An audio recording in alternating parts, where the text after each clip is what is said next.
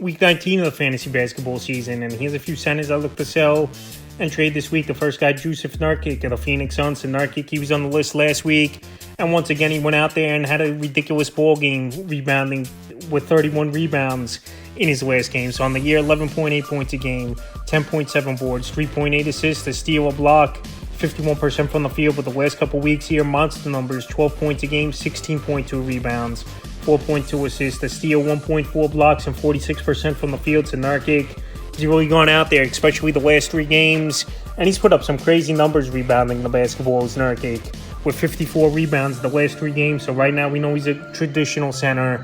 He's fit in very well this season in his first year with the Phoenix Suns, but injuries have always been a concern for him with the Trailblazers as Nurkic. So February 29th versus Houston, 16 points, 13 boards, 2 assists, a steal, 3 blocks, 40% from the field. March 2nd versus Houston, 7 points, 10 boards, 5 assists, a steal, a block, 60% from the field. And March 3rd versus the Thunder, like I mentioned, 14 points, 31 rebounds, 4 assists, a block, 43% from the field. So right now, after coming off 54 rebounds in the last 3 games and 31 in the last one, and last week he went for an 18 and a 22 rebound type of game. Nurkic, he's playing on another level right now, rebounding the basketball, where he could win you that category, obviously. But right now, he's definitely a peak value, is Nurkic, where now even going to the last 4 games, 76 rebounds is a number pretty much unheard of at this point. So right now, while he's playing numbers along and shot blocking, where he's done great over the last few weeks, he is Nurkic. He's a perfect sell high candidate. If you need a wingman that could score the basketball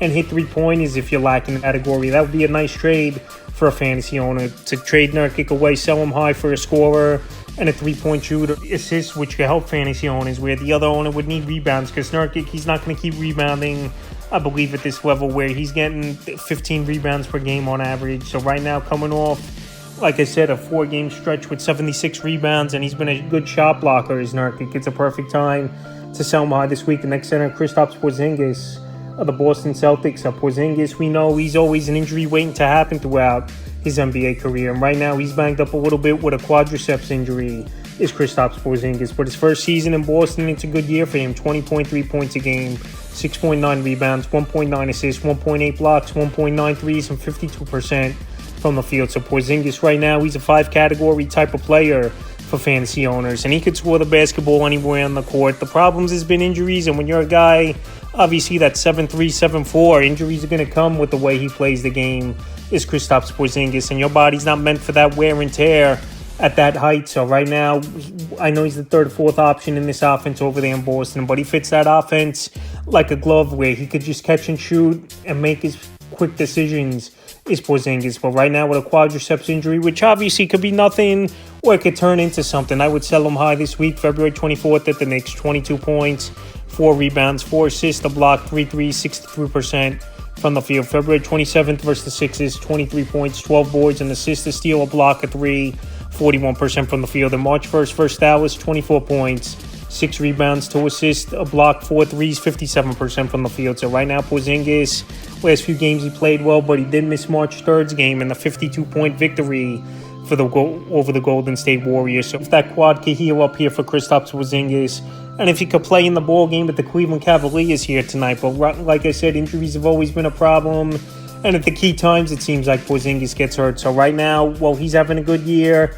and he's still a center you could sell off, in my opinion. This will be the time to do it with the deadline this week in most leagues. And the third and final center I look to sell in trades, DeAndre Ayton of the Portland Trailblazers. DeAndre Ayton, he's been banged up over the last few games here with a hand injury. And Ayton, he's missed some time early in the season, but when he plays, he's been a solid player in his first year in Portland. 14.3 points a game on the year, 10.6 boards, 1.7 assists, 1.1 steals, and 57% from the field. In the last month of the season, 18.4 points a game, 12.1 rebounds, 2.6 assists, 1.3 steals, 1.1 blocks, and 64% from the field. So Ayton right now, he's been a 4 or 5 category type of player all season. He's going to have a good field goal percentage, good rebounding, decent scoring for a center, and he's going to block shots. But like I said, injuries have been a problem for him this season.